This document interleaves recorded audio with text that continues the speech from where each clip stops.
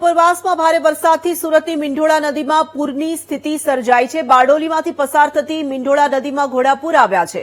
રામજી મંદિર નજીકના બ્રિજ પર નદીના પાણી ફરી વળ્યા। બ્રિજ ગરકાવ થતા તંત્રએ વાહન વ્યવહાર સ્થગિત કરાવ્યો છે।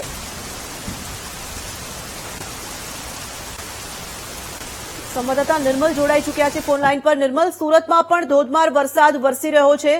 નદીઓમાં ઘોડાપૂરની સ્થિતિ, શું પરિસ્થિતિ છે હાલ?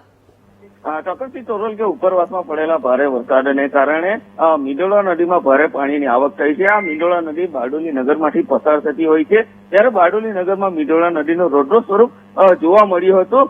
મીંઢોળા નદી પરથી જે રામજી મંદિર નજીકનો જે બ્રિજ છે બનાવવામાં આવ્યો છે, એ બ્રિજ પરથી પાણી ફરી વળતા જ વહીવટી તંત્ર દ્વારા આ બ્રિજને હાલ બંધ કરી દેવામાં આવ્યો છે અને બ્રિજ મીંઢોળા નદીના જે બારડોલી વિસ્તારમાં જે કોટ વિસ્તાર છે અને ખાડા વિસ્તાર છે, આ વિસ્તારમાં પાણી ફરી વળતા જ લોકોને ભારે હાલાકીનો સામનો કરવો પડ્યો છે। તંત્ર દ્વારા પણ જે લોકો ફસાયા છે તેઓને સલામત સ્થળે ખસેડવામાં આવી રહ્યા છે। જી તો ધન્યવાદ।